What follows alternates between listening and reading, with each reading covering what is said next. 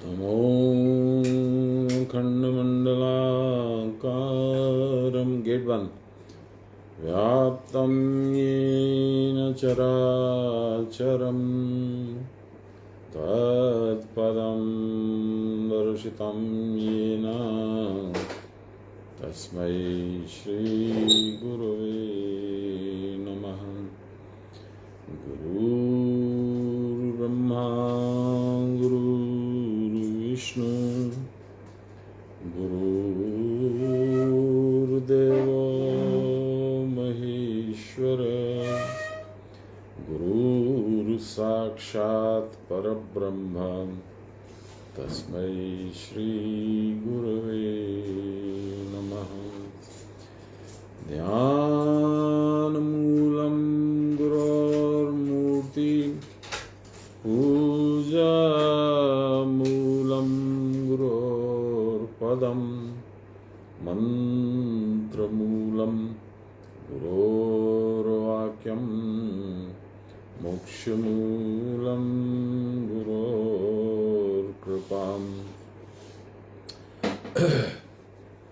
ब्रह्मानन्दं परमसुखदं केवलं ज्ञानमूर्तिं द्वन्द्वातीतं गगनसदृशं तत्त्वमस्यादिलक्ष्यम् एकं नित्यं विमलमचलं सर्वदा साक्षिभूतं भावातीतं त्रिगुणरहितं सद्गुरुं तं नमामि सद्गुरुं तं स्मरामि सद्गुरुं तं भजामि।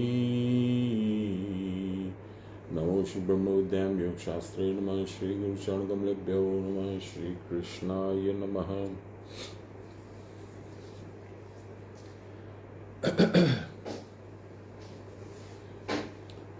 कल हम लोगों ने 18वें अध्याय 18वां श्लोक जो पढ़ा, उसमें पहले भगवान ने, फिर लाहिरी महाशय ने, फिर सान्याल बाबा ने, फिर मेरे गुरु ने बड़े विस्तार से यह बताया कर्म क्या है, अकर्म क्या है, विकर्म क्या है और उनका फल क्या है।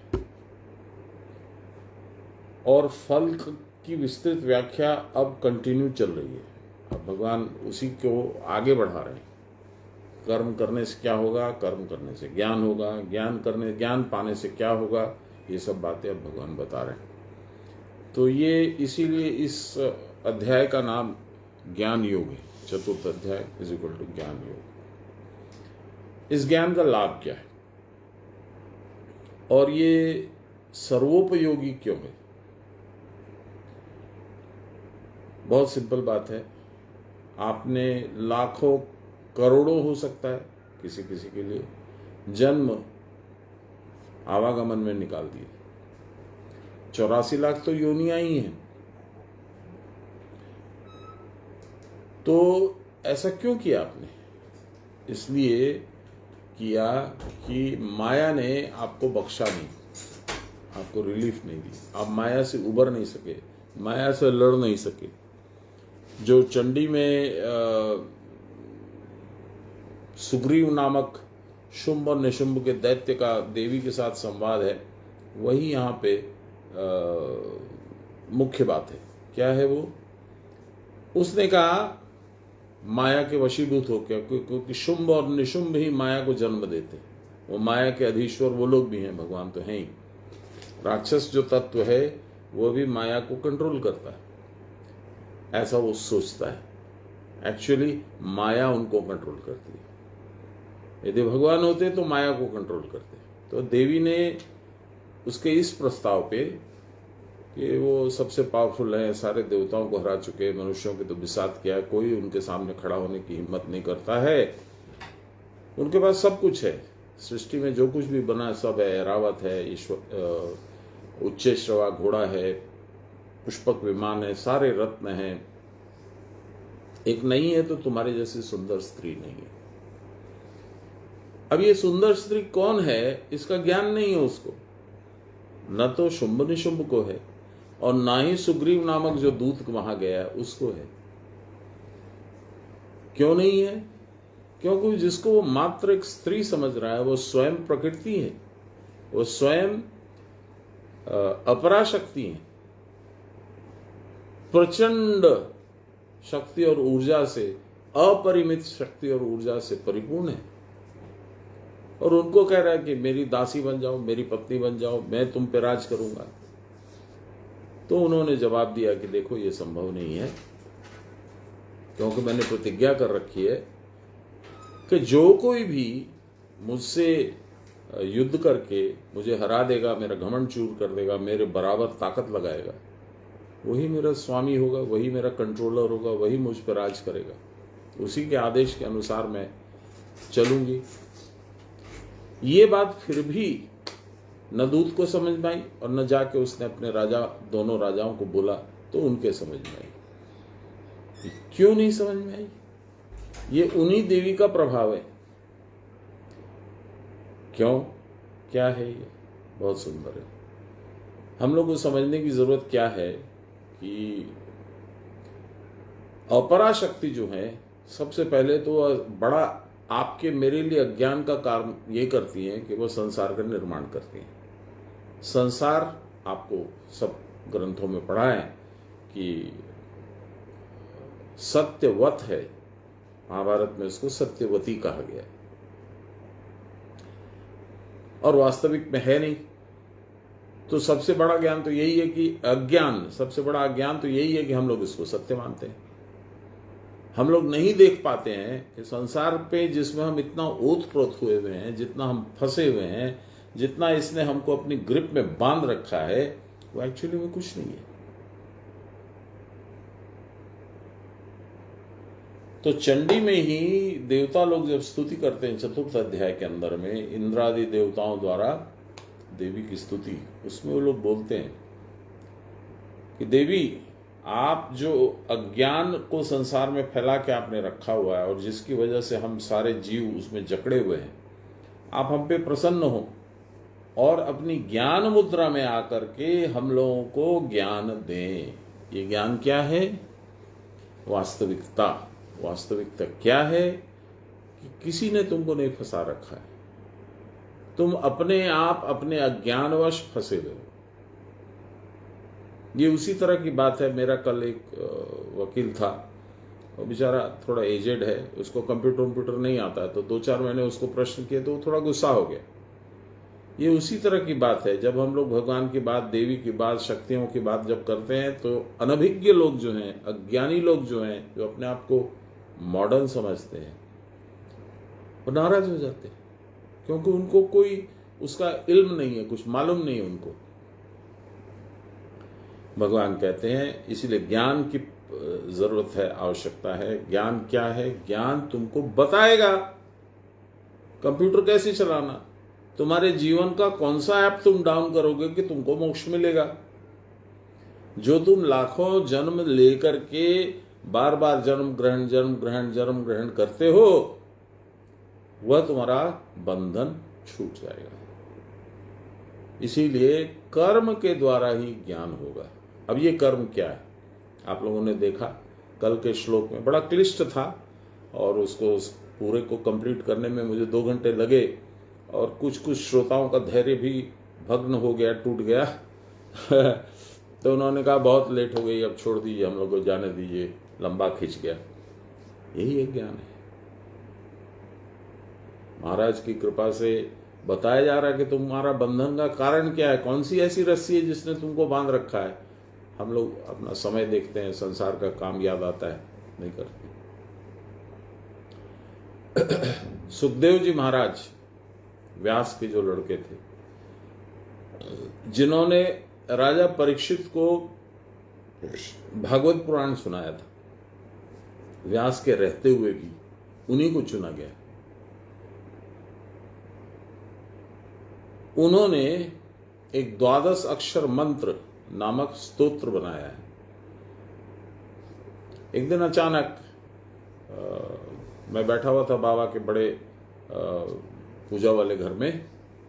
तो उन्होंने कहा रुक तू, इधर उधर मत जा, मैं 2 मिनट में आता हूँ। उनका शिव का घर थोड़ी सी दूर पे, मतलब इस गेट से निकले और सामने के गेट में घुसे। तो क्या बोल रहा था, हाँ, तो उस शिव के घर में एक छोटी नृत्यकृत रखी हुई थी हिंदी की, वो लेके आए और बोले पढ़। तो मैंने पढ़ा और उन्होंने समझाया।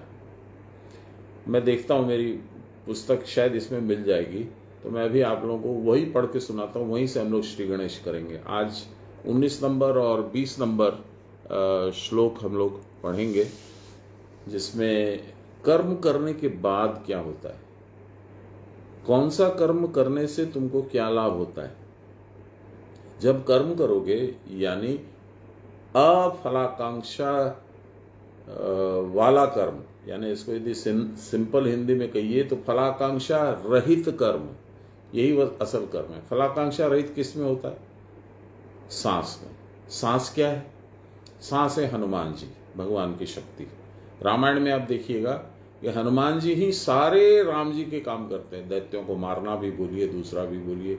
तो वो पवन पुत्र है, यानी सांस। वही महाभारत में भीम है, दोनों भाई हैं। महाभारत प्रणाम निवेदन। तो ये जो पवन है, ये जब चंचल होती है तो बंदर के जैसे काम करती है, जो हम लोग करते हैं। महाप्रणाम। और जब ये स्थिर होती है सांस, यानी हनुमान जी जब स्थिर होते हैं, ध्यान में बैठते हैं, तो अतुलित बल धामम, ज्ञान का सागर, सारी क्षमता उनमें आ जाती है। ये प्राण, इसको हम लोग गीता में यदि पढ़ेंगे तो देखेंगे, इनको सूत्र आत्मा बोला गया है। वह कनेक्शन जो तुमको भगवान से मिलाएगा वो है प्राण। वो सूत्र आत्मा के रूप में तुम्हारे देह में संचरण कर रहे हैं। उनको जानना होगा, उनको जानना होगा। हनुमान जी के लिए हम लोग क्या करते हैं, बहुत हम हनुमान भक्त हैं। क्यों भक्त हैं? कि बड़े फैसिनेटिंग है हनुमान जी, बड़े प्रभाव छोड़ते हैं, दैत्यों को मार देते हैं, यहां से जंप मारते हैं, लंका पहुंच जाते हैं, जो चाहे सो कर देते हैं, इसलिए हम लोग फैसिनेटेड है। पर असल में हनुमान जी क्या जानते ही नहीं है। हनुमान जी हैं स्थिर प्राण। जब वो अस्थिर होते हैं, जैसे कि भीम भी होता था, तो वो हिडिंबा से ब्याह कर लेता है, घटोत्कच नामक पुत्र उसको उत्पन्न हो जाता है। और जब वो स्थिर होता है युद्ध में, तो सारे कौरव जितने भी दैत्य रूपी 100 कौरव थे, 100 के 100 वही मारता है। और किससे मारता है? अपनी गदा से। हनुमान जी भी अपनी गदा से मारते हैं, कभी कभी अपनी पूंछ भी लेते हैं। पूंछ माने प्रकृति, पार्वती। हनुमान जी वैसे भी कौन है? एक तो शिव पुत्र है, शिव अवतार है, रुद्रावतार कहा जाता है हनुमान जी को। दूसरा पवन पुत्र है, तीसरा केसरी नंदन है, चौथा अंजनी नंदन है। ये प्राण का अलग अलग रूप है। इसको समझाने लग जाऊंगा तो गीता छूट जाएगी, इसलिए वो नहीं समझाता हूं। महाराज ने जो मुझे 12 अक्षर मंत्र का पढ़ करके, और मैं जब पढ़ता गया और वो बोलते गए, बोले रुक, फिर बताया उन्होंने, फिर बोले रुक, फिर बताया, ऐसे उसमें है। तो मैं देखता हूं, 1 मिनट लगेगा, 1 मिनट में लाता हूं।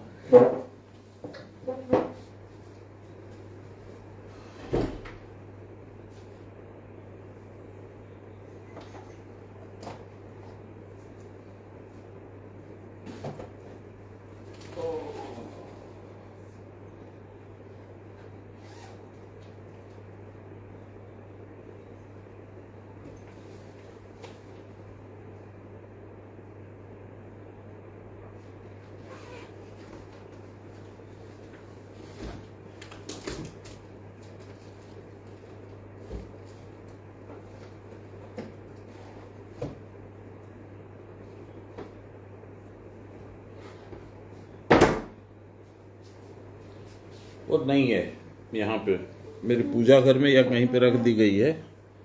तो मैं परसों सोमवार को वो खोज के रखूँगा पहले से, फिर उस पर हम लोग चर्चा करेंगे। उसमें मूल बात ये है कि भक्त या साधक भगवान से प्रार्थना कर रहा है, हे प्रभु, मैंने जो है पाप पंके निमग्नोस्मि त्राहि माम मधुसूदन। मधु माने संसारासक्ति, सूदन माने उसका नाश करने वाला। हे मधुसूदन यानी मेरी संसारासक्ति को नाश करने वाले हे मेरे प्रभु, पाप पंके निमग्नोस्मि, मैं पाप रूपी कीचड़ में धंसा हुआ हूं।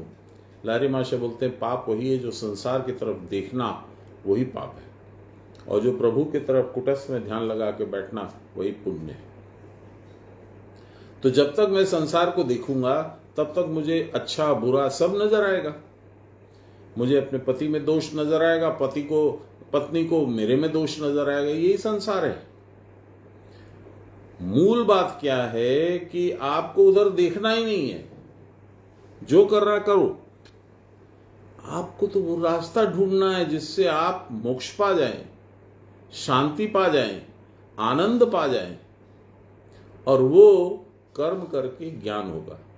देखिए गीता में भी, हर शास्त्र में भी यही बोला गया है कि 3 मूल बातें हैं, 3 मूल मार्ग हैं। जैसे 18 अध्याय हैं, बाबा ने बोला था 18 के 18 जो है भगवान को पाने के रास्ते। ठीक, लेकिन इनमें 3 मुख्य मार्ग हैं जिनको आप नेशनल हाईवे बोल सकते हैं। पहुंचते सारे वही हैं, भगवान के द्वार पे, बैकुंठ के द्वार पे। लेकिन कोई सकड़ा है, कोई बहुत अच्छा बना हुआ नहीं है, कोई किसी तरह का है, कोई किसी तरह का है। मूल 3 नेशनल हाईवे पहुंचती हैं भगवान के घर, आपके घर से। पहला कर्म, भगवत कर्म, सांस कर्म करोगे तो दूसरा मार्ग मिलेगा, वो है ज्ञान। ज्ञान क्या है? मेरा संसार बंधन अच्छेद्य है, ये अज्ञान है। ज्ञान है उसको छेदन करने की प्रक्रिया, जो गुरु महाराज स्वतः दे देते। बाबा बोलते थे, ओरे बाबा सबकिছু तो तोर काছেই আছে, भगवान दिए पाठिয়েছে। শুধু গুরুর কাজ হচ্ছে তোমার কোন পকেটে চাবি রাখা আছে ওটা বের করে দিয়ে দেওয়া তোর হাতে, তারপরে ওই চাবিটাকে কিরকম প্রয়োগ করতে হবে, কোন দিকে ঘোরাতে হবে, কোন দিকে হ্যান্ডেল ঘোরাতে হবে, এইটা দেখিয়ে দিলেই তো হয়ে গেল গুরুর কাজ। ज्ञान, इस ज्ञान के बड़े व्यापक अर्थ है। मैं कौन हूं, प्रभु कौन है, उनके इतने रूप क्यों दिखते हैं, उन रूपों का प्रयोजन क्या है, मैं जिस धर्म का अवलंबी हूं, मैं जिस धर्म को पकड़ के चल रहा हूं, उसमें दूसरे धर्मों में क्या अंतर है? बहुत सारा है, एंडलेस। और जब कर्म करके ज्ञान प्राप्त होगा, उसके बाद तीसरा क्या होगा जानते हैं आप? भक्ति।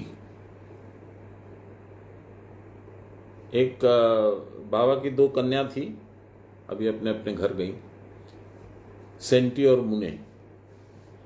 तो जब उनकी शादी नहीं हुई थी तब एक गाना बजा रही थी। 9, 9:30 का टाइम हुआ होगा। बाबा अपनी रात भर की पूजा पाठ कंप्लीट करके नीचे उतर रहे थे और हम लोग ऊपर चढ़ रहे थे। तो वो गाना बज रहा था, तुझे देखा तो ये जाना सनम, प्यार कैसा है दीवाना सनम। तो हम लोग तो थोड़ा एम्बैरेस्ड हो गए कि पता नहीं बाबा क्या बोलेंगे, लेकिन संत, उसको कोई झिझक नहीं है सही अपनी भावना बताने में। और हम लोग को बोले, मंजू को बोले, मेरी पत्नी को, देखछिस मंजू কি সুন্দর কথা, হে ভগবান তোমাকে না জানলে প্রেম কোথা থেকে उत्पन्न হবে। मंजू भी माथा पीट ली, उनकी दोनों कन्याएं भी माथा पीट ली, मैं चमक गया। हर चीज में जो मुझे देखे, भगवान कहते हैं, उसको कौन रोक सकता है? वो तो मेरा ही भक्त है, मेरे ही पास आएगा। वो श्लोक जो है वो मैं ये बताता हूं, यो माम पश्यति सर्वत्र, जो मुझे सब जगह देखता है, हर जगह मुझे देखता है। सर्वंच मयि पश्यति, सबके अंदर भी मुझे ही देखता है। सन में प्रणश्यति, वह मुझे नष्ट नहीं करता है, मैं उसको भी नष्ट नहीं करता हूं। नष्ट करने का मतलब है उसकी दृष्टि से, उसकी स्मृति से, उसके रहने सहने की सब जगह पे मेरा प्रवेश रहता है। मैं कहीं उसकी दृष्टि से ओझल नहीं होता हूं, उसकी स्मृति से भी ओझल नहीं होता हूं। नष्ट करने का ये प्रयोजन। सुंदर बातें हैं। आज कल जो है पढ़ा वो थोड़ा क्लिष्ट हो गया, थोड़ा लंबा भी हो गया। मुझे तो बड़ा आनंद आया, पर किसी किसी श्रोता को थोड़ा ऐसा लगा कि थोड़ा लंबा खींच गया। Doesn't matter. गीता में सब जगह किशमिश नहीं मिलेगी, कहीं कहीं बादाम भी मिल जा सकता है, कहीं कहीं काजू भी मिलता है, कहीं कहीं केसर भी मिलता है। तो हर तरह का स्वाद है। गीता नामक पायस, खीर, उसमें स्वाद तो अच्छा ही है, काचित है ना। तो मैं आज आप लोगों को 19वां श्लोक सुनाता हूं। कल हम लोगों को जो श्लोक था उसमें भगवान ने बताया कर्म में भी अकर्म देखना, अकर्म में भी कर्म देखना, और विकर्म, इन सब सारी चीजों की व्याख्या उन्होंने बताया। आज वो क्या बता रहे देखिए। 19वां श्लोक, चतुर्थ अध्याय, ज्ञान योग।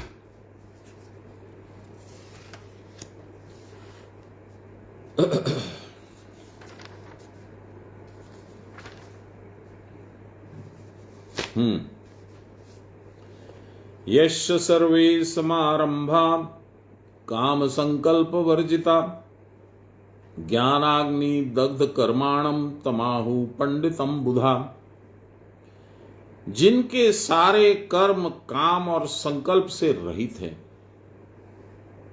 काम माने इच्छा, संकल्प माने मैं ऐसा करूंगा तो मुझे ये लाभ होगा, अच्छा यदि ऐसा नहीं कर पाया तो ऐसा करूंगा, इसको विकल्प बोलते हैं। तो संकल्प विकल्प से रहित है, कुछ सोचता ही नहीं है। देखिए भगवान की बोले, देखिए भगवान की करे, यही उसकी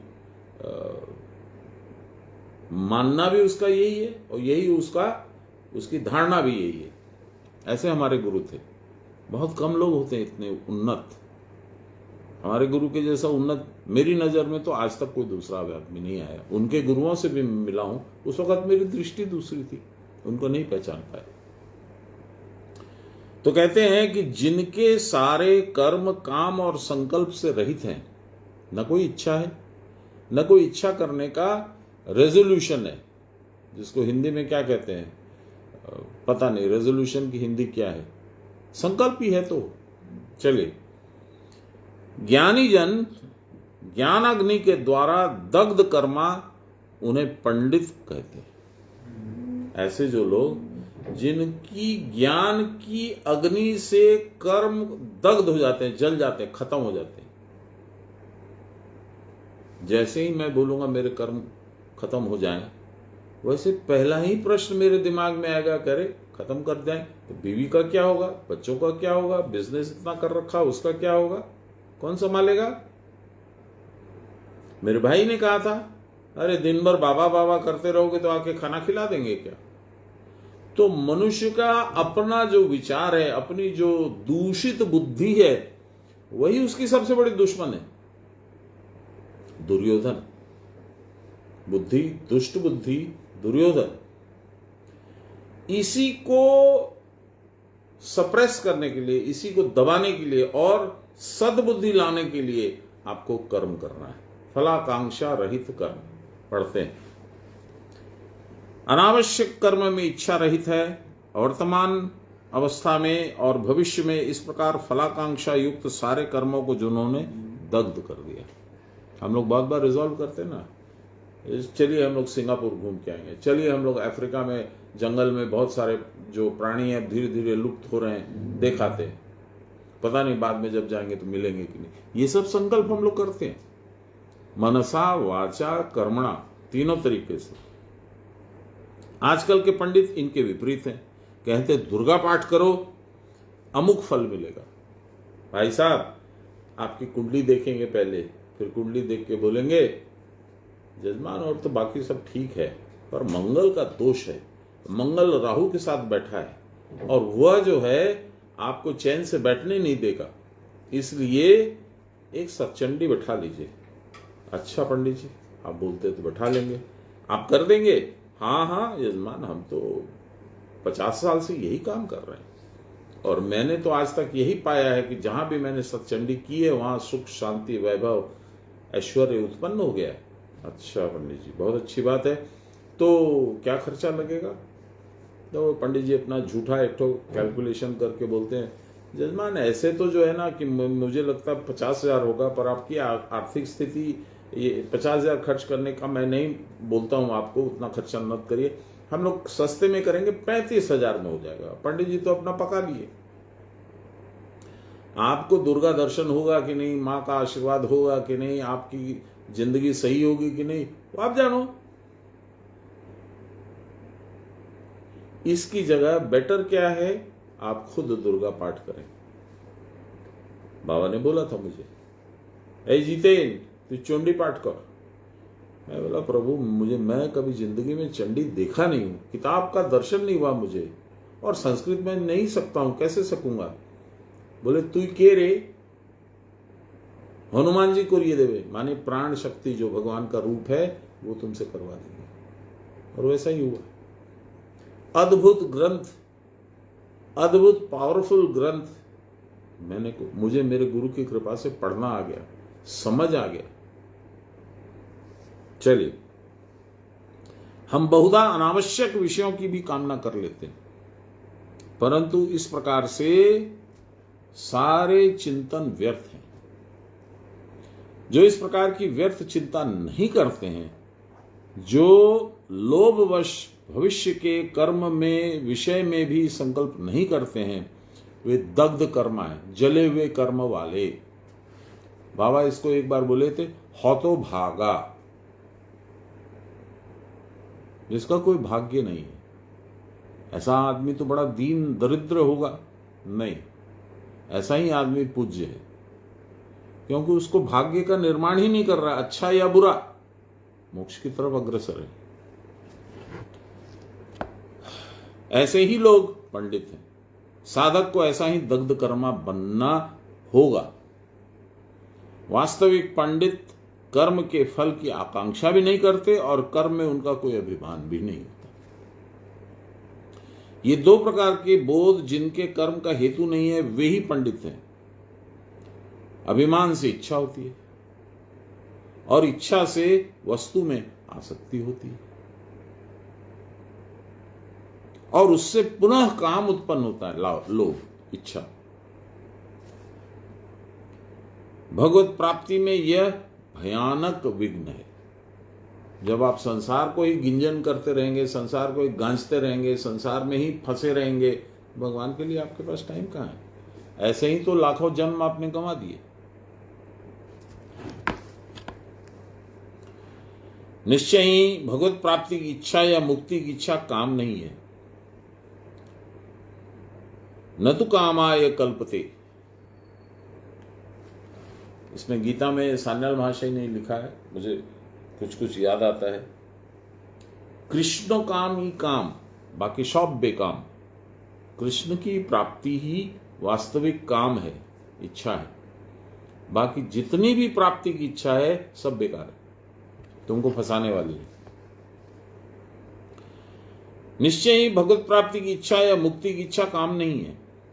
न तो कामाय कल्पते, परंतु भगवत प्राप्ति की साधना करते करते यदि संकल्प का उदय होता है और कि मुझे सिद्धि प्राप्त होगी, आज तो मुझे ये दर्शन प्राप्त होगा, क्या क्या मुझे देखने में मिलेगा, सुनने में आएगा, तो इस प्रकार के संकल्प जो साधक के मन में उठते हैं, उनका समारंभ अर्थात क्रिया अनुष्ठान काम संकल्प वर्जित नहीं होता।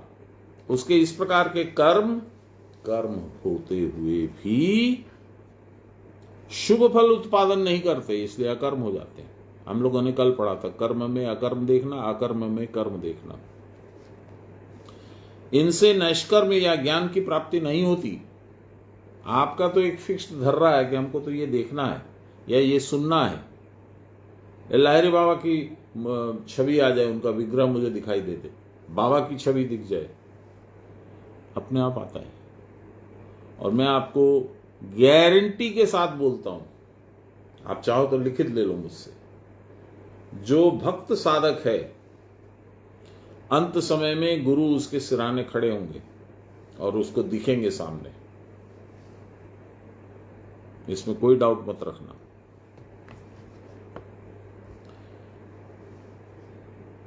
परंतु जो लोग किसी प्रकार के लाभ अलाभ की ओर दृष्टि न रखकर केवल गुरु के वचन का पालन करते हैं, वे भी यथा समय कर्म के फल को प्राप्त करते हैं, परंतु इसके लिए उनको कोई संकल्प करने की आवश्यकता नहीं। तो मैं तो ऐसा करूंगा तब ऐसा होगा, उसमें मुझे ये लाभ होगा, ये संकल्प है, करने की जरूरत नहीं है।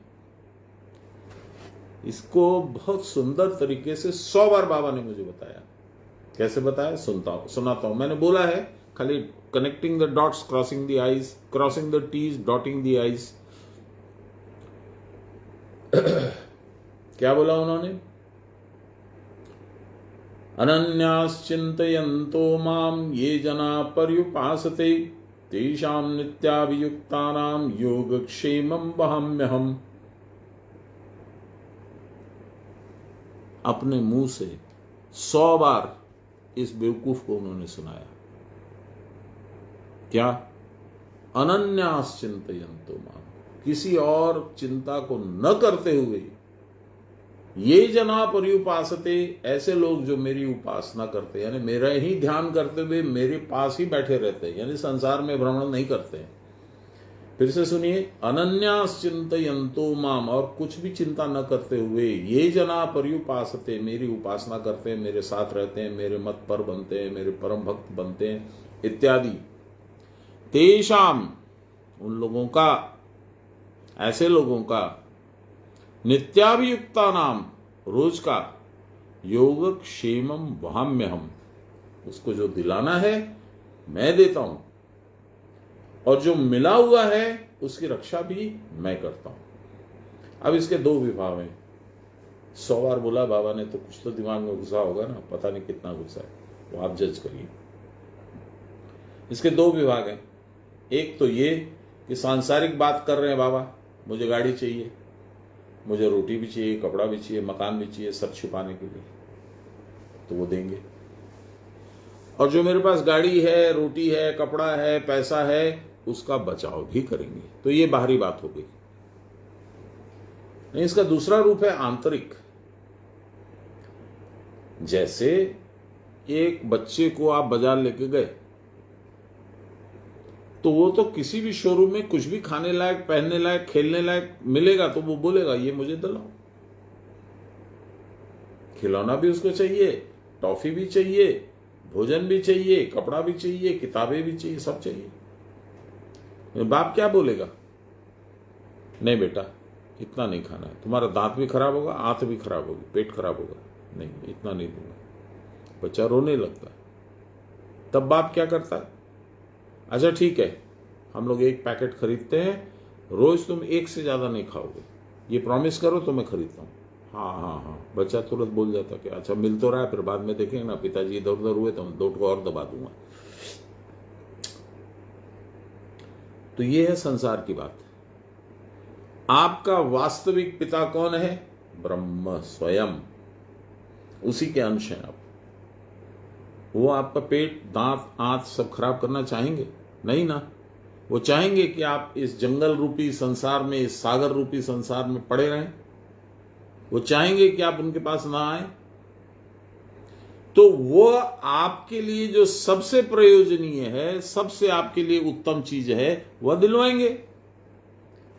जब मैं बोलता हूं कि मेरे लिए जरूरी है, तेषाम, ये श्लोक क्या था? अनन्याश्चिन्तयन्तो माम ये जना पर्युपासति तेषाम नित्याभियुक्तानाम योगक्षेमं वहाम्यहम्।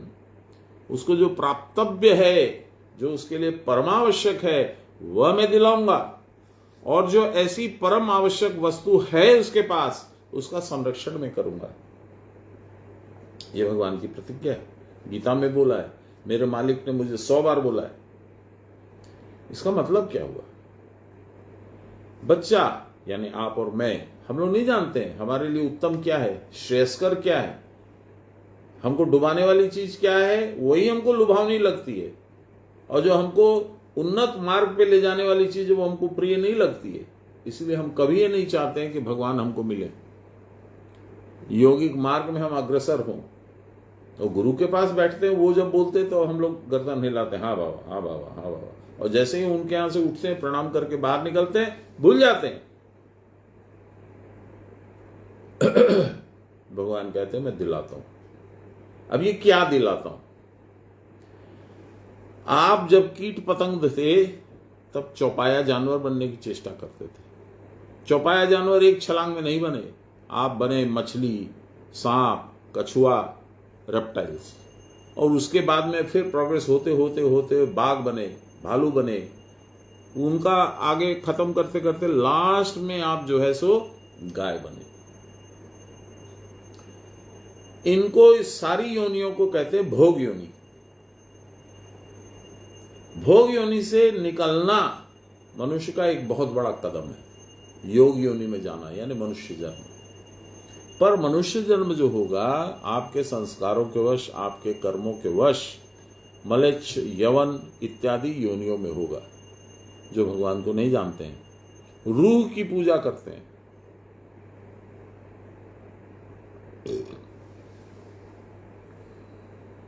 तो ऐसा समझ लीजिए कि वो बच्चा क्लास में है, अभी ABC लिखना सीख रहे हैं। प्रोग्रेस होते होते होते जब ब्राह्मण हो जाएंगे, ब्राह्मण का मतलब जन्म से नहीं, कल परसों हम लोगों ने पढ़ा था, ब्राह्मण का भी बहुत सारे कैटेगरी होते हैं, नीच ब्राह्मण, दुष्ट ब्राह्मण वगैरह वगैरह, वो छोड़ दीजिए। जो वास्तविक ब्राह्मण बनेगा, ब्राह्मण मतलब जो ब्रह्म में रमण करे सो ब्राह्मण।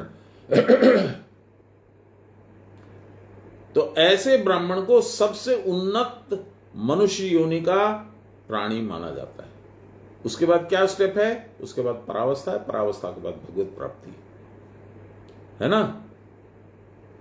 भगवान कहते हैं ये बड़ा लंबा रास्ता है, तुम योग योनि में तो आ गए, पर तुमको चलते चलते चलते चलते बहुत अभी वक्त लगेगा। मैं यदि साथ में रहा, तुमने मुझे अपने साथ रखा, मेरी बातों को माना, तो मैं तुमको जो है सो 3 जन्म में पार करा दूंगा। तुम्हारे अपने परिश्रम के ऊपर निर्भर करता है।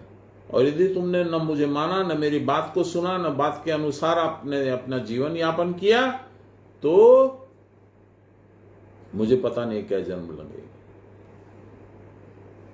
लेकिन मैं तुम पे एक अनुग्रह करता हूं, कृपा। क्या? यही ये श्लोक में उन्होंने बताया है कि तुम्हारे लिए सबसे जरूरी है यौगिक प्रोग्रेस, प्रगति, साधन में प्रगति। वो तुमको मैं कराऊंगा रोज। कंडीशन क्या है? अनन्यास चिंतयन्तो माम ये जना पर्युपासते। दूसरी किसी चिंता को न करते हुए तुम मेरे बगल में बैठोगे, मेरा ध्यान करोगे, ये कंडीशन है। तब मैं तुमको प्रगति करा दूंगा। अचानक तुम्हारी आयु शेष हो गई, या शरीर में कुछ आदि व्याधि ऐसी लग गई कि तुम साधन नहीं कर पा रहे हो, तब मेरे पास ये व्यवस्था है, योग क्षेमम। तुमने जो कुछ भी तब तक में स्थिति बना ली है, जहां तक भी तुम प्रोग्रेस कर चुके हो, जो भी तुम्हारी प्रगति हुई है, उसको मैं यथावत बनाऊंगा, तो वो तुमको अगले जन्म में मिलेगी। तुमको वापस से केजी क्लास से नहीं स्टार्ट करना होगा। क्लास 6 तक आ गए तो क्लास 6 के बाद क्लास 7 से तुम्हारी यात्रा स्टार्ट होगी। हालांकि केजी क्लास से लेके क्लास 6 की क्विक रैपिड रिवीजन होगा तुम्हारे अगले जन्म में। इसीलिए किसी किसी को देखिएगा कि योग साधना में बड़ा फास्ट उसका प्रोग्रेस होता है, और किसी किसी को देखिएगा कि कुछ कर ले उसका प्रोग्रेस नहीं होता, क्योंकि मनसा वाचा कर्मणा तीनों करना है। खाली कर्म से करे, यानी खाली शरीर के द्वारा किए, तो प्रगति उतनी नहीं होगी। मन में वैराग्य नहीं है, संसार निकलता नहीं है, तो नहीं होगा। तो बाबा ने ये हमको इसीलिए सुनाया कि तुम्हारे जानते तो थे, अंतर्यामी थे कि आगे क्या क्या होने वाला है, उठापटक होने वाली है, मैं वंचित किया जाऊंगा पारिवारिक संपत्ति से, इससे उससे, तो सब उनको मालूम था। इसीलिए उन्होंने ये मेरे दिमाग में घुसा दिया। अनन्याश्चिन्तयन्तो माम ये जना पर्युपासते तेषां नित्याभियुक्तानां योगक्षेमं वहाम्यहम्। तो ये है कर्म का वास्तविक गुण, वास्तविक लाभ। वह कर्म जिसमें फलाकांक्षा नहीं है, कुछ प्राप्त करने की आशा नहीं है, इच्छा नहीं है। और आशा से याद आया, आशा देवी बहुत दिनों के बाद दिखी। जय गुरु आशा देवी, आपको देख के बड़ी प्रसन्नता हुई, आया करिए। माँ भी हैं, माँ को प्रणाम लिख दीजिए। चलिए, परंतु जो लोग किसी प्रकार के लाभ अलाभ की ओर दृष्टि न रखकर केवल गुरु वचन का पालन करते हैं, वे भी यथा समय कर्म के फल को प्राप्त करते हैं। उनको मिलता है, छूटते नहीं वो। मालिक न रखे हक, परंतु इसके लिए उनको संकल्प करने की कोई आवश्यकता नहीं है। मैं ऐसा करूंगा तो मुझे ये मिलेगा, ऐसा सोचने की भी जरूरत नहीं है। साथ ही अपना कृतत्वाभिमान और कर्म फल तृष्णा न होने के कारण कर्म भी प्रवाहवत चलता रहता है, रूटीन तरीके से कर्म होता रहता है, साधन। इस प्रकार के कर्म कर सकने पर उसका फल निष्कर्म या ज्ञान प्राप्त हुआ। इस प्रकार के ज्ञान अग्नि दग्ध साधक ही पंडित कहलाते हैं। 20वां श्लोक। तक्त्वा कर्म फलासंगम नित्य तृप्तो निराश्रयः कर्मण्यभिर्प्रवृत्तोपि नैव किंचित करोति सः। क्या सुंदर बात है, बहुत सुंदर है। देखिए, बोलता हूं। वह कर्म फल में आसक्ति को त्याग कर नित्य परितुष्ट निरवलंब होकर कर्म में सर्वतोभावेन प्रवृत्त होकर भी कुछ भी नहीं करता।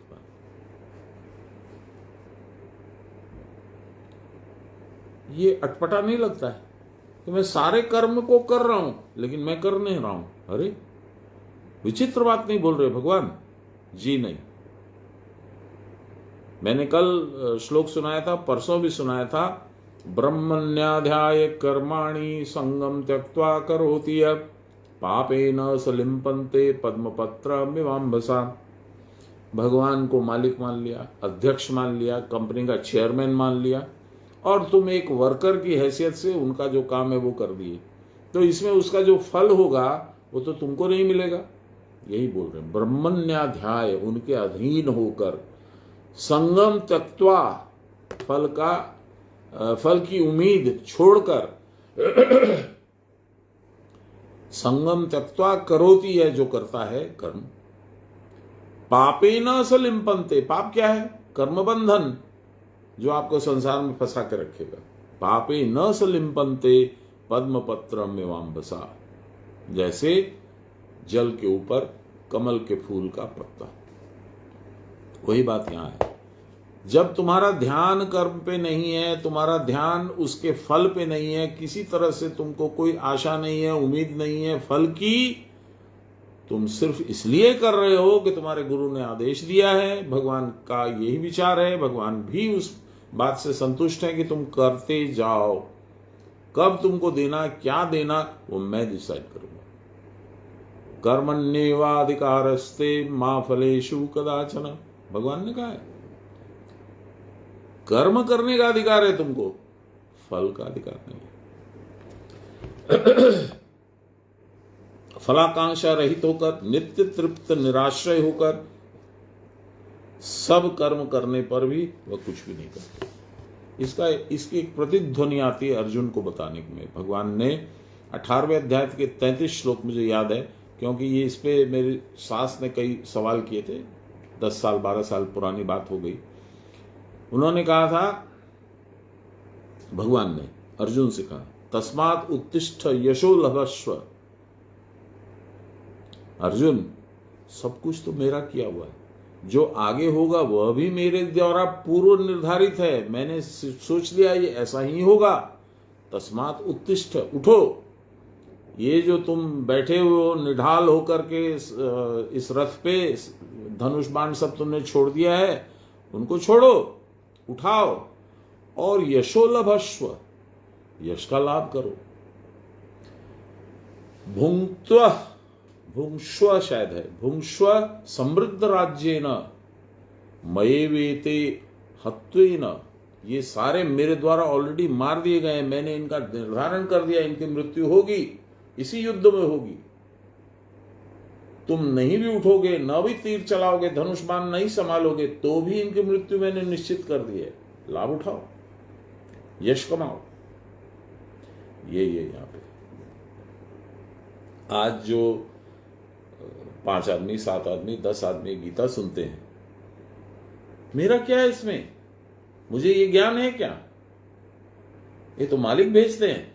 उन्होंने निर्धारित किया कि तेरे मुंह से बोलूंगा मैं, तेरी आवाज चाहिए मुझे, बस मेरा यश हो रहा है। एक गाना भी है ना, भजन भी है ना, करते हो तुम कन्हैया मेरा नाम हो रहा है। वही तो है। अर्जुन को भी वही हुआ, मुझे भी वही हो रहा है, आपको भी वही होगा। मैं बड़ा डेंजरस है, उसको हटा दीजिए, हटेगा नहीं। अहंकार इतना पावरफुल है, हटेगा नहीं। प्रयास करते रहिए। रसड़ी आवत जात है, शिल पर पड़त निशान, करत करत अभ्यास से बहु जड़मति होत सुजान, कबहू तो दीन दयाल के भनक पड़ेगी कान। हो जाएगा।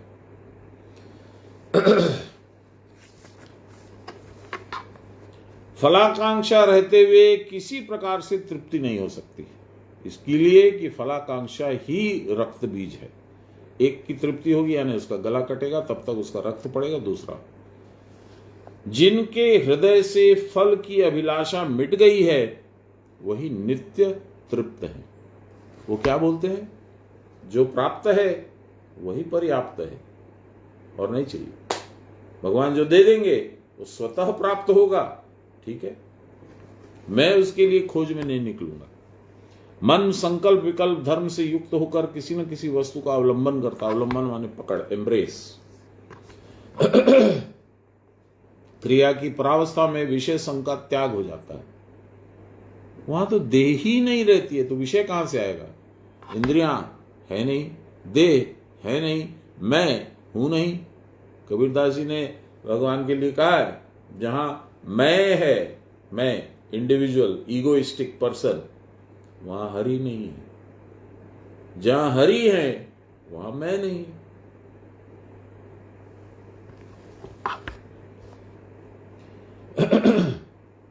अतएव निज आनंद में वह अपने आप मग्न रहता है और उस अवस्था में मनन करने के लिए कुछ भी नहीं रह जाता। अतएव उनका मन किसी वस्तु को अवलंबन न करके, पकड़ नहीं करके, निरावलंबन में स्थिर हो जाता है, जो हम लोग लास्ट में ट्राई करते हैं।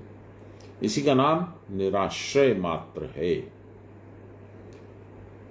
कर्माशक्ति रहने पर ही आश्रय रहता है। किसी को कर्माशक्ति नहीं है उसको कोई आश्रय भी नहीं है। आसक्ति रहने पर कर्म फल उत्पन्न होता है, क्योंकि मैंने अपना ठप्पा उस पर लगा दिया, ये मेरा कर्म है, आमी कोरबो, मैं कर रहा हूं, इसलिए इसका फल मैं लूंगा। और उस कर्म फल के अनुरूप ही जीव का अदृष्ट बनता। अदृष्ट माने भाग्य। इसीलिए बाबा ने कहा हौतो भागा, जिसने अपना भाग्य का निर्माण ही बंद कर दिया। न पुण्य न पाप, कुछ नहीं, खाली एक काम है, एक धुन लगी हुई है, जो गुरु ने बताया वो काम मुझे करना है, बस फिनिश्ड। आसान नहीं है। और तज्जनित सुख दुख भोग भी अनिवार्य हो जाता है। कर्म फल होगा तो उसमें सुख भी होगा, दुख भी होगा। जिनमें वह आसक्ति नहीं होती या किसी भी वस्तु के लिए उनके चित्त में कोई अपेक्षा नहीं होती, एक्सपेक्टेशन, उनके मन का आश्रय तब एकमात्र परमानंद स्वरूप आत्मा होता है और वह उसी में तृप्त रहते हैं। ये परमात्मा कैसा है? स्तुति के लास्ट दो पद हैं, उनमें सान्याल महाशय ने हम लोगों को बतलाया, ब्रह्मानंदम परम सुखदम केवलम ज्ञान मूर्तिम द्वंद्वातीतम, जहां कोई द्वंद्व नहीं है, द्वंद्वातीतम गगन सदृशम, आकाश के जैसे। क्या पकड़ लोगे आकाश का? हाथ ऐसे करो तो पकड़ में आएगा। ब्रह्मानंदम परम सुखदम केवलम ज्ञान मूर्तिम द्वंद्वातीतम गगन सदृशम तत्वमस्यादि लक्ष्यम ये जो तत्व है ये मेरा आदि लक्ष्य है, मैं जन्म जन्मांतर से इसी को खोज रहा हूं, पता नहीं कहां छिपा हुआ है। यही मनुष्य की यात्रा का रहस्य है। फिर अगले पद में बोलते हैं एकम नित्यम विमलमचलम सर्वदा साक्षीभूतम भावातीतम त्रिगुणरहितम सद्गुरुं तं नमामि, सद्गुरुं तं स्मरामि, सद्गुरुं तं भजामि। एकम, मेरे छोड़ के कुछ नहीं है संसार, पूरे ब्रह्मांड में सिर्फ एक मैं ही हूं, मेरी ही सत्ता है और कुछ नहीं। एकम नित्यम, अनादिकाल से मैं ही हूं, अनादिकाल तक मैं रहूंगा। एकम नित्यम विमलमचलम, विगत हो गया जिसका मल यानी संसार आसक्ति जिसको नहीं है। अचलम, जहां मैं बैठा हूं परावस्था की सिचुएशन में, वहां से मैं डिगने वाला नहीं हूं। विमलम अचलम सर्वदा साक्षीभूतम, मैं करता नहीं हूं, मैं सिर्फ साक्षी हूं, देखता हूं। इसीलिए भगवान जगन्नाथ, न पांव है न हाथ, नाम है जगन्नाथ। बड़ी बड़ी आंखें, खाली देखते हैं। ये आपको बताया जा रहा है कि भगवान होके पूरे जगत के मालिक होकर के भी न पांव है न हाथ और खाली आंख से देखते हैं। सर्वदा साक्षी भूतम भावातीतम, मुझे बहुत पेट में दर्द है भगवान मुझे बचा लो, तेरे कर्म की वजह से है, भोग, भाव नहीं है। मेरा बेटा जो है ना फर्स्ट डिवीजन में फर्स्ट क्लास डिस्टिंक्शन से पास हुआ है, भगवान आपको ये लड्डू दे रहा हूं खाओ, भगवान हंसेंगे, मुझे उससे कोई परवाह नहीं है बेटा, पर तेरी खुशी में मैं सम्मिलित हूं। भावातीतम त्रिगुण रहितम, ये हंसी खुशी सोना रोना देखना पाना ये त्रिगुण के खेल हैं, प्रकृति के खेल हैं, इसमें भगवान से कोई लेना देना नहीं है। तो भावातीतम त्रिगुण रहितम सद्गुरुम तम नमामि, ऐसे सद्गुरु है वही परब्रह्म परमेश्वर है। हम लोग बोलते हैं ना लास्ट में, गुरु ब्रह्मा गुरु विष्णु गुरुदेवो महेश्वर गुरु साक्षात परब्रह्म। इसी कारण अद्भुत है ये ज्ञान, दुर्लभ है और सहज भी है। सहज कब है? जब तद्विद्धि प्रणिपातेन परिप्रश्नेन सेवया उपदेक्ष्यन्ति ते ज्ञानम योगी भी तत्वदर्शी भी। गुरु के पास जाइए, अपना लाचारीपन, मैं एकदम लाचार हूं, मैं कुछ नहीं जानता हूं प्रभु, मैं आपके चरणों की धूल भी नहीं हूं। तद्विद्धि प्रणिपातेन, परिप्रातेन मतलब अष्टांग प्रणाम, साष्टांग प्रणाम करके उनको ज्ञापन कीजिए कि प्रभु मैं कुछ नहीं, मेरा कुछ नहीं, मैं नहीं जानता हूं, आप मुझे बताओ। तद्विद्धि प्रणिपातेन परिप्रश्नेन सेवया उपदेक्ष्यन्ति ते ज्ञानम, तब वो उपदेश करते हैं ज्ञान का। योगी भी तत्वदर्शी भी, वो कौन? जो योगी हैं, जिन्होंने तत्व यानी भगवान को दर्शन किया है, देखा है, पाया है, अनुभव किया है, वो आपको ज्ञान बताएंगे। इसलिए सहज भी है। पर गुरु को गुरु मानो तब तो हम लोग तो सब गुरु के पास जाके उन्हीं को बताने लगते हैं, बाबा ऐसा किया वैसा किया, संसार में ऐसा हुआ वैसा हुआ, फलाना हुआ ढिमका हुआ। उनकी तो सुनना ही नहीं कोई चाहता। वो बेचारे बोलते हैं हाँ ठीक बोलते, ऐसा हुआ, अच्छा अच्छा ठीक है, देखो भगवान से प्रार्थना करो। तुम्हारे अनुकूल जो बात होती है वो बोल देते हैं, क्योंकि तुम उनके अनुकूल जो बात होती है वो सुनना नहीं चाहते हो। चलो, जिनमें यह आसक्ति नहीं होती तथा किसी वस्तु के लिए जिनके चित्त में अपेक्षा नहीं होती, उनके मन का आश्रय तब एकमात्र परमानंद स्वरूप आत्मा होता है। वह उसी में तृप्त रहते हैं। इस प्रकार के पुरुष का कर्म प्रविलय हो जाता है, प्रकृष्ट रूप से विलय प्रविलय हो जाता है। तथापि पूर्व संस्कारों के वश यदि उनको किसी प्रकार के सुख दुख आदि का भोग करना भी पड़े या कर्म में प्रवृत्त भी होना पड़े, तो फलासक्ति और कर्म में कृतत्वाभिमान न होने के कारण इस अवस्था में भी उनका अदृष्ट नहीं बनता। अदृष्ट माने भाग्य, जो आपके कर्मों के द्वारा निर्मित होता है। अतएव कुछ करने पर या न करने पर एक समान होता है, अर्थात कोई कर्म बंधन ज्ञानी को नहीं होता। समय हो गया क्या? 10 मिनट है। एक छोटा श्लोक है, वो भी पढ़ देते हैं। 21 नंबर। निराशीर्यत चित्तात्मा त्यक्त सर्व परिग्रह शारीरम केवलम कर्म कुर्वान्नाप्नोति किल विषम। निष्काम, निराशी, अंतःकरण और शरीर संयत, सब प्रकार के भोगों का त्यागी, केवल मात्र शरीर के द्वारा संपाद्य अथवा जिसका प्रयोजन शरीर की स्थिति बनाए रखने के मात्र आवश्यक है, इस प्रकार के कर्म करके पाप को प्राप्त नहीं होते। आध्यात्मिक व्याख्या। लाहिरी मास्टर। आशा रहित होकर आत्मा को कुटस्थ में रखकर अन्य वस्तु में न जाकर शरीर से केवल क्रिया करने पर कोई पाप नहीं लगता। एक पैरा है, इसका विस्तार पढ़ लेते हैं। संसार में जितने कार्य हैं उनको करने से एक न एक दोष तो घटित होता ही है। आसक्ति रहने पर तो बात ही कोई नहीं है। उस समय तो पुण्य कर्म भी दोषयुक्त हो जाता है, अर्थात बंधन का कारण बनता है। तब फिर क्रिया और क्रिया में आसक्त होने पर दोष क्यों नहीं लगेगा? इसका उत्तर भगवान देते हैं कि जो आशा रहित है, अर्थात जिसके मन में किसी काम या विषय की प्राप्ति की आशा नहीं है, वे अन्य किसी वस्तु में लक्ष्य न रखकर कुटस्थ में केवल मन को लगाए रखते हैं। यानी संसार, वो है ना, कबीरदास जी का एक बड़ा सुंदर भजन है, बिना चंदार बिना भान सूरज बिना होयो उजियारो रे, अरे हेले मारी परदेशा, शरीर को परदेश बोलते हैं, परदेशा मत जाई निरख ले यही उजियारो है। यहां बैठे रहोगे तो ओसर खेत बीज मत बोझे, घरे ही बैठे हो रीजे रे मन तू। रे मन, तू यहां अपने घर में बैठा रहे। ये शरीर रूपी जो ओसर खेत है, इसमें झाड़ झंखाड़ी उत्पन्न होता है, इसमें भी बीज वपन क्यों करता है? सुंदर सुंदर बातें हैं संतों की, कितना बोलूंगा मैं। इसका उत्तर देते हैं कि जो आशा रहित है, अर्थात जिसके मन में किसी काम या विषय की कोई प्राप्ति की आशा नहीं है, वे अन्य किसी वस्तु में लक्ष्य न रखकर कुटस्थ में केवल मन को लगाए रखते हैं। इससे चित्त और देह के संयम का अभ्यास होता है।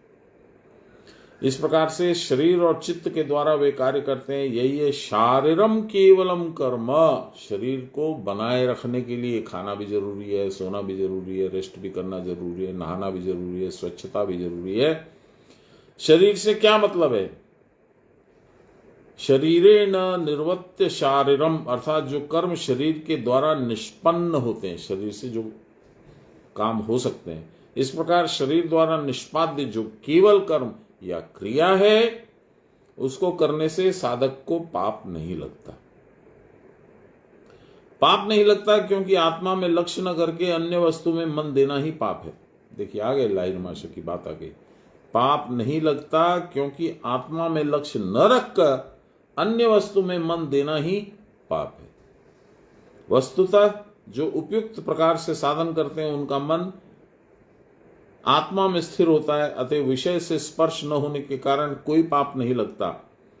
शरीर द्वारा निष्पाद्य कर्म तो अनेक हैं, परंतु यहां जिन कर्मों की बात कही जा रही है वे इस शरीर के द्वारा निष्पाद्य केवल कर्म है, यानी क्रिया। जिन कर्मों के द्वारा कैवल्य पद प्राप्त होता है, सिद्धि, वह कैसे हैं? योग शास्त्र में लिखा, रेचकम पूरकम त्यक्त्वा सुखम युद्धारुणम प्राणायाम अयोमित्युक्त स केवल इति स्मृतः। प्राणायाम आदि साधन करते करते बिना आयास के रेचक पूरक अर्थात श्वास और प्रश्वास स्थिर हो जाते हैं। इसको कहते कुंभक। यही केवलम प्राणायाम है। इसके द्वारा प्राणवायु को सिर में धारण करने पर ही कैवल्य पद प्राप्त होता है। शिव इसीलिए गंगा को सिर पर धारण किए रहते हैं। इसी प्रकार इस प्राण रूपिणी गंगा को जो सिर पर धारण करके रख सके वे ही शिव है। तो जल्दी जल्दी शिव बनिए, बाबा की बात याद करिए, उसका अनुसरण कीजिए, मनन कीजिए, चिंतन कीजिए, शायद आप पे प्रसन्न हो जाए परमात्मा। नमो ब्रह्मण्य देवाय गो ब्रह्मण्य हिताय च जगद्विताय श्री कृष्णाय गोविंदाय नमो नमः। ब्रह्मार्पणं ब्रह्म हविर्ब्रह्माग्नो ब्रह्मणाहुतं ब्रह्मैव तेन गन्तव्यं ब्रह्म कर्म समाधिनाम्। नमो श्री ब्रह्म विद्यां योग शास्त्रे नमः। श्री गुरुचरण कमलेभ्यो नमः। श्री कृष्णाय नमः। श्री कृष्ण गोविंद हरे मुरारे, हे राम नारायण वासुदेव। श्री गुरु चैतन्य हे आत्मदेव, हे मात दुर्गे हर विश्वनाथ। सर्वे भवन्तु सुखिनः, सर्वे सन्तु निरामया, सर्वे भद्राणि पश्यन्तु, मा कश्चित् दुःखभाग् भवेत्। असतो मा सद्गमय, तमसो मा ज्योतिर्गमय, मृत्योर्मामृतं गमय। आविराविमहीधि रुद्रयते दक्षिणां मुखं, तेन मां पाहि नित्यं। रुद्रयते दक्षिणां मुखं, तेन मां पाहि नित्यं। बोलिए प्रेम से गुरु महाराज की जय, परम गुरुदेव की जय, परात्पर गुरुदेव की जय, परमेष्टि गुरुदेव की जय, गुरु माता की जय। हर हर महादेव। कल संडे है, रात को 8:30 बजे हम लोग सनातन धर्म के ऊपर इंग्लिश में कुछ बोलेंगे, मेरे विदेशी मित्रों के लिए विशेष करके, पर जो भी सुनना चाहें स्वागत है। सोमवार को फिर हम लोग गीता 22 नंबर श्लोक से चतुर्थ अध्याय में आगे बढ़ेंगे। जय गुरु। मां अमर प्रणाम निवेदन।